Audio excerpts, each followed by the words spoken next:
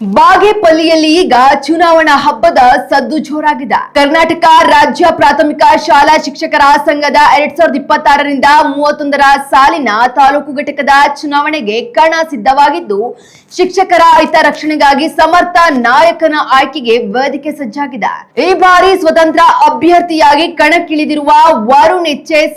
ಅವರು ಶಿಕ್ಷಕರ ಧ್ವನಿಯಾಗಲು ಭರ್ಜರಿ ಪ್ರಚಾರ ನಡೆಸುತ್ತಿದ್ದಾರೆ. ಸಂಘಟನೆಯಲ್ಲಿ ಪಾರದರ್ಶಕತೆ ತರುವುದು, ಶಿಕ್ಷಕರ ಸಮಸ್ಯೆಗಳಿಗೆ ಪ್ರಾಮಾಣಿಕವಾಗಿ ಸ್ಪಂದಿಸುವುದು ಮತ್ತು ಶೈಕ್ಷಣಿಕ ಅಭಿವೃದ್ಧಿಗೆ ಶ್ರಮಿಸುವುದೇ ಅವರ ಮುಖ್ಯ ಗುರಿಯಾಗಿದೆ. ನಮ್ಮ ಸಂಘಟನೆ ನಮ್ಮ ಶಕ್ತಿ ಎಂಬ ಧ್ಯೇಯದೊಂದಿಗೆ ಮತ ಬೇಟೆ ಆರಂಭಿಸಿರುವ ವರುಣ್ ಅವರಿಗೆ ಬಾಗೇಪಲ್ಲಿ ತಾಲೂಕಿನ ಸಮಸ್ತ ಶಿಕ್ಷಕ ಬಂಧುಗಳು ತಮ್ಮ ಅಮೂಲ್ಯವಾದ ಮತ ನೀಡಿ ಬೆಂಬಲಿಸಬೇಕೆಂದು ಮನವಿಯನ್ನ ಮಾಡಲಾಗಿದೆ.